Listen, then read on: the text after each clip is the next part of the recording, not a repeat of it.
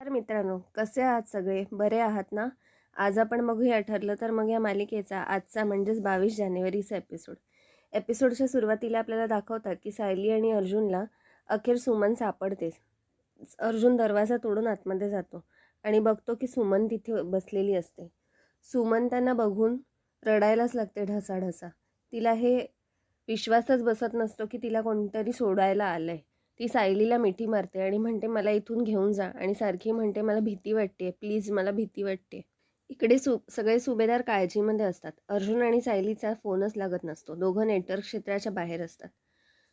प्रताप म्हणतो दोघांनाही नेटवर्क नाही असं कसं होईल? अस्मिता म्हणते पण मार्केटमध्ये तर रेंज मिळते, असं कसं होईल की नेटवर्क दोघांना पण मिळत नाहीये? रविराज म्हणतो म्हणजे ते दोघी अशा ठिकाणी गेले जिथे नेटवर्क मिळणार नाही. एक काम करतो, मी चैतन्याला फोन करतो. इकडे तन्वी मनात विचार करते संक्रांतीच्या दिवशी अर्जुन आणि सायली बाहेर गेले म्हणजे नक्कीच काहीतरी गडबड आहे. महिपतने तोंड तर उघडलं नाही ना? इकडे सायली सुमनला म्हणते सुमन काकू आता मला सांगा की नक्की काय झालंय. सुमन म्हणते महिपतला सुद्धा माझ्यासोबत इथेच बांधून ठेवलं होतं. तुमच्या घरी गेट टुगेदर होतं ना तेव्हापासून हा सगळा खेळ चालू आहे. आणि ती सगळ्या घडलेल्या गोष्टी सांगते. सायली अर्जुनला म्हणते बापरे हे सगळं खूप भयानक आहे. सुमन म्हणते हो सायली, आमचे हे खूप भयानक आहेत. सायली म्हणते आता नागराज काकांना शिक्षाही व्हायलाच हवी. सुमन म्हणते माझा नवरा गुन्हेगार आहे, हे माझं दुर्दैव आहे, पण तो खरंच गुन्हेगार आहे आणि त्याला शिक्षा व्हायलाच हवी, हे मीच तुला सांगते. इकडे नागराज सुभेदारांकडे परत येतो. नागराजच्या लक्षात येतं की काहीतरी घडलंय. रविराज म्हणतो एक काम करतो, मार्केटमध्ये एक माझा मित्र राहतो, मी त्याला फोन करतो, म्हणजे काय ट्रॅफिक जॅम झाले किंवा काही दुसरं घडले तर आपल्याला कळेल. तन्वी नागराजने इशारानेच बोलवते त्याला.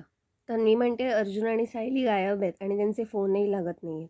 ते अशा ठिकाणी गेले जिथे नेटवर्क नाही आहे आणि संक्रांतीचा कार्यक्रम टाकून ते गेले आहेत.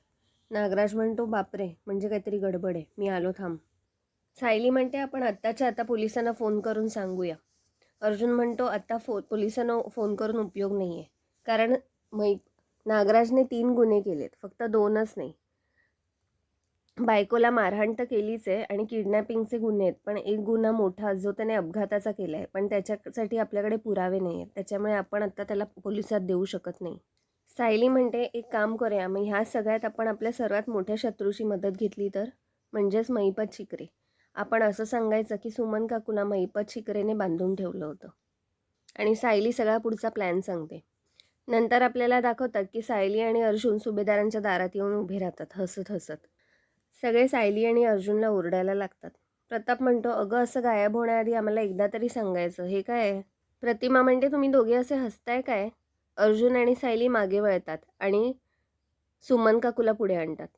प्रतिमा लगेच सुमनला मिठी मारते आणि म्हणते अगं तुझी वाट बघून बघून माझा जीव जाईल असं वाटत लागलं होतं मला. पूर्ण आजी कल्पना यांना सुद्धा फार आनंद होतो. लगेच तिला आत घेतात ते. अस्मिता म्हणते अर्जुन सायली तुम्ही हे आम्हाला न सांगता का गेलात? सुमन काकूला आणायला गेला होतात ना? सायली म्हणते अहो सगळ्यांना सांगितलं असतं तर टेन्शन आलं असतं नाही का? रविराज म्हणतो बरं ते सगळं जाऊ दे, सुमन तुम्हाला कशी काय सापडली आणि कुठे सापडली ते सांगा आम्हाला. सायली म्हणते सुमन काकूंना महिपतनेच डांबून ठेवलं होतं. आम्ही तिकडे पोचलो, सुमन काकूचं लोकेशन मिळालं म्हणून, तर तिथे बाहेर महिपतची माणसं उभी होती. त्यांना आम्ही दूर केलं आणि सुमन काकूंना भेटलो. रविराज म्हणतो पण तुला माहिती आहे की महिपतनेच तुला डांबून ठेवलं तिकडे, तू महिपतला पाहिलं होतंस का? सुमन मानेनेच हो म्हणते. नागराज एकदम घाबरतो, पण मनात म्हणतो की सुमनने ह्यांना काहीच कसं नाही सांगितलं माझ्याबद्दल. मग नागराज सुमनला भेटतो आणि म्हणतो सुमन कुठे गेली होतीस सुमन? तिचा हात हातात धरतो आणि जोरात दाबतो. म्हणतो माझा विश्वासच बसत नाही आहे की मला तू इथे दिसतेस.